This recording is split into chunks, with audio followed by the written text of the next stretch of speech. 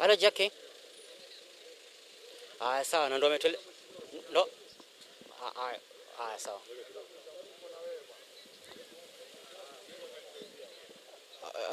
Niko Mombasa locals, ndo anatolewa sasa, ndo anatolewa kwa court sasa hii Ndo, yeah.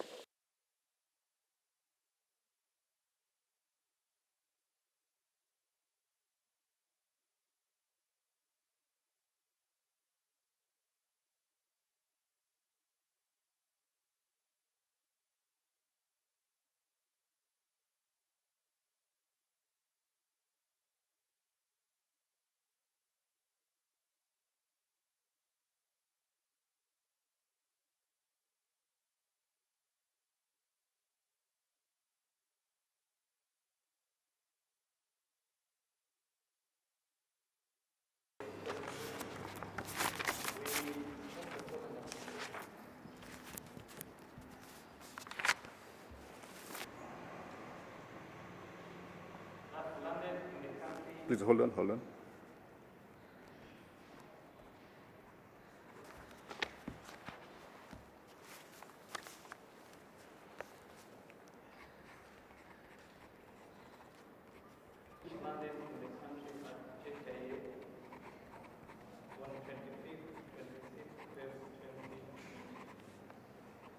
What date?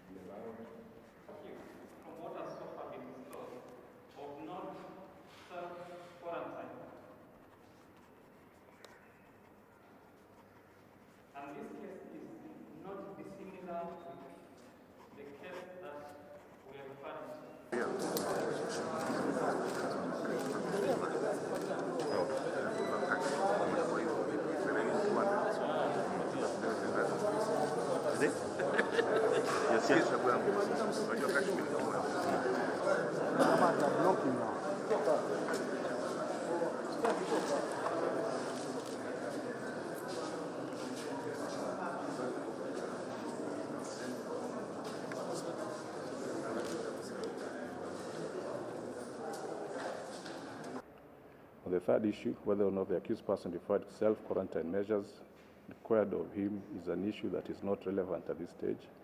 That is an issue that will be proved or disproved at the trial. As to whether he can be trusted to self-quarantine, I'm aware that there are government directives in place which provide measures and restrictions and which bind the accused person in any event. In the end, I find that there are no compelling reasons not to grant the accused person bail.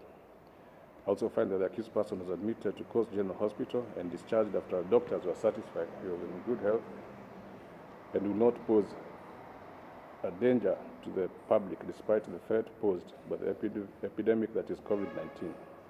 The accused person is therefore granted bail on the following terms. Number one, the accused may be released upon deposit into court of cash bail in the sum of 200,000 or post a bond of 500,000 with one surety of like amount. Number two, the accused to deposit all his travel documents, that is passports, before his release. Number three, the accused shall not contact whether directly or by proxy any witnesses in this case.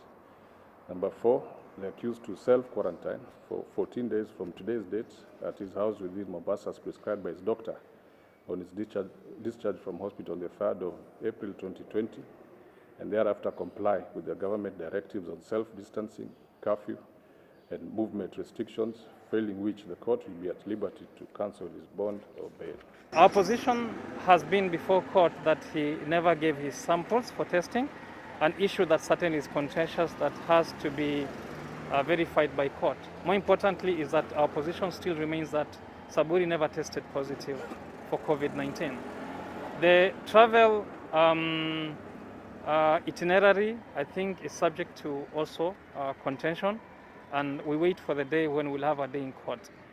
Today, the court was gracious enough to release him at Kenya shillings 200,000 bond.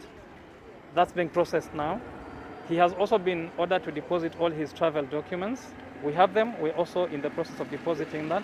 And we hope in the next 15 or 20 minutes he will be at liberty to go to his home. He has also been ordered to quarantine for another 14 days as a safety valve that the court has issued, which he has a duty to comply. More importantly thereafter is that he has to comply with the health directions by government. I have been instructed by Saburi to confirm that this is a very serious issue. He takes it seriously, and that he commits himself to the terms of court, but also more importantly to what the government directs, either to him personally, but to generally the public. He understands that COVID-19 is no joke. It has devastated the world. Certainly the anxiety that he has apparently caused out of this story, he regrets it. It was honestly not his intention that he should have brought this anxiety.